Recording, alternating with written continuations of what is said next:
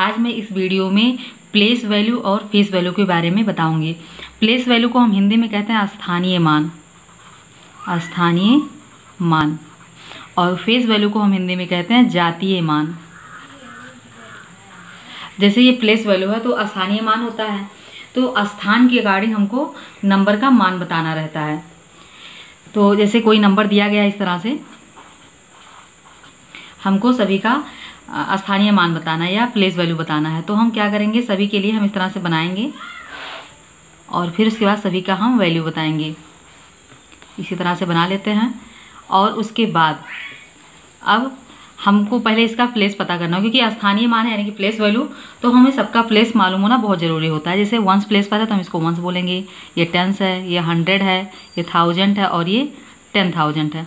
अगर आगे भी होता कोई नंबर, जैसे अगर मान लीजिए एक नंबर और है तो इसको हम लैक्स पढ़ेंगे। इस तरह से जो भी नंबर आएंगे इस तरह से हम प्लेस के आधार पर इनका नाम रखते चले जाएंगे आगे की तरफ। अब हमें सभी नंबरों का स्थानीय मान बताना है यानी कि प्लेस वैल्यू। तो हम क्या करें, जैसे वंस प्लेस पर 2 है तो हम 2 नोट करेंगे। अब उसके बाद देख लेते हैं कि 2 में वंस प्लेस पर कितने जीरो होते हैं। तो सभी को पता है वंस प्लेस में कोई जीरो नहीं होता है, क्योंकि वन में कोई जीरो नहीं है, तो इसलिए हम यहाँ पर कोई जीरो नहीं रखेंगे। या फिर हम इस तरह से भी समझ सकते हैं, जैसे हमको नहीं समझ में आ रहा है कि कितना जीरो होगा कि नहीं होगा, इस तरह से नहीं समझ में आ रहा है तो हम क्या करें, जिस नंबर का हम प्लेस वैल्यू लिख रहे हैं, जैसे हम 2 का लिख रहे हैं तो 2 को इस तरह से हम कवर कर लेंगे। उसके बाद देखते हैं क्या इसके बगल में या राइट हैंड पर कोई नंबर बच रहा है, तो हम देखते हैं कोई भी नंबर नहीं बच रहा है। तो इसका जब कोई नंबर नहीं बच रहा है तो हम कोई जीरो नहीं लगाएंगे। अब उसका सेकंड नंबर यानी 10th प्लेस के नंबर का हम प्लेस वैल्यू लिखते हैं। 10th प्लेस पर है 8 तो हम लिखेंगे 8। अब उसके बाद 10 से ही पता चलता है कि इसमें 1 जीरो है, 10 में 1 जीरो होता है तो हम 1 जीरो लगा देंगे। अगर तब नहीं पता चल रहा है कि कितना जीरो होगा तो हम क्या करें, जिसका हम लिख रहे हैं उसको हम कवर कर लेंगे और उसके राइट साइड में देखेंगे कितने नंबर बच रहे हैं। तो राइट साइड में देखिए 1 नंबर बच रहा है तो हम यहाँ पर 1 जीरो लगाएंगे। उसी तरह से अब 100 प्लेस के नंबर को नोट करेंगे। अब उसके बाद देख लेते हैं 100 प्लेस के बाद कितने नंबर बच रहे हैं, यानी राइट हैंड पर कितने नंबर है। तो देखते हैं डबल नंबर है तो हम यहाँ पर डबल जीरो लगाएंगे। उसके बाद फिर हम 1000 प्लेस के नंबर को नोट करेंगे, नोट कर लिए। अब देख लेते हैं कितने नंबर बच रहे हैं उसके राइट प्लेस पर, तो यहाँ पर 3 नंबर बच रहे हैं तो इस तरह से 3 जीरो लगाएंगे। अब हम 1000 प्लेस के नंबर को नोट कर लेते हैं। 1000 का हो चुका है 10,000 का, तो 10,000 पर हम देख रहे हैं कि यहाँ पर 4 है। अब 4 के बाद देखिए कितने नंबर बच रहे हैं, 4 नंबर बच रहे हैं तो हम यहाँ पर 4 जीरो लगाएंगे। अब उसके बाद लैक्स प्लेस पर देख लेते हैं, लैक्स पर 3 है। अब उसके बाद देख लेते हैं कितने नंबर हैं, तो हम देखते हैं 5 नंबर है तो हम यहाँ पर 5 जीरो लगा लेंगे इस तरह से, और इस तरह से प्लेस वैल्यू निकल जाता है। अगर बात करें जातीय मान का, जातीय मान कैसे निकालते हैं, तो जातीय मान का मतलब होता है कि उसी नंबर का वैल्यू बताना। तो इसमें प्लेस के अकॉर्डिंग हमें कुछ नहीं बताना होता है, जो नंबर रहता है उसका फेस वैल्यू वही नंबर रह जाता है। जैसे हमको 4 का बताना है तो फिर 4 का फेस वैल्यू 4 ही रह जाएगा।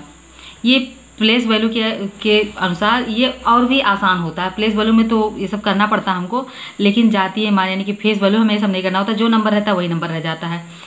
ये जैसे 2 है तो 2 ही रह जाएगा, 3 है तो 3 ही रह जाएगा, 4 है तो 4 ही रह जाएगा, और 5 है तो 5 ही रह जाएगा। इस तरह से फेस वैल्यू में कोई परिवर्तन नहीं होता, जो रहता है वही रह जाता है।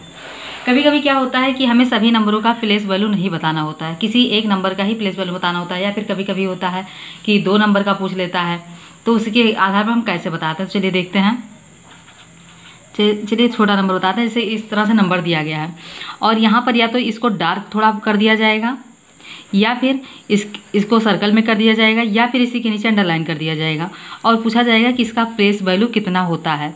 तो हम क्या करेंगे, इसका हम प्लेस वैल्यू बताने के लिए हम लिखेंगे प्लेस वैल्यू ऑफ 4।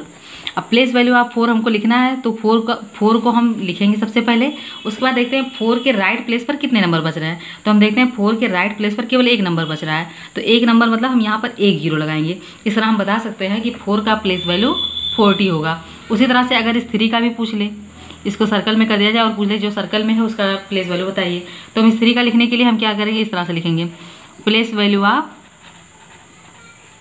3। अब हम 3 को नोट कर लेते हैं। उसके बाद देखते हैं 3 के बाद कितने नंबर बच रहे हैं, तो हम देखते हैं 3 के बाद 3 नंबर बच रहे हैं, 1 2 3, तो हम यहाँ पर 3 जीरो लगाएंगे। इस तरह से हम बता सकते हैं कि 3 का प्लेस वैल्यू 3000 है। अगर इसी तरह से कोई नंबर दे दिया गया और उसका फेस वैल्यू भी पूछ लिया गया, जैसे इस 4 का फेस वैल्यू पूछ लिया गया, अगर हमको इसका फेस वैल्यू बताना हो तो हम क्या करेंगे, यहाँ पर लिख देंगे face value of 4। Value of 4। और हमको पता है कि इसमें कोई चेंज नहीं होता, जो नंबर रहता है वही नंबर आ जाता है। तो केवल हम नोट करेंगे फेस वैल्यू ऑफ 4, और 4 का कोई चेंज नहीं होगा, इसलिए यहाँ पर हम बता देंगे कि 4 का फेस वैल्यू 4 ही होगा। उसी तरह से अगर 3 का पूछा तो हम लिखते हैं face value of 3 equal to 3। अगर हम 2 का बताना होता तो हम लिखते हैं face value of 2 equal to 2। मतलब इसमें कोई भी चेंज नहीं करना है, और यहाँ पर आपको प्लेस के अकॉर्डिंग इसका वैल्यू चेंज करते रहना है। बस इतना ही है।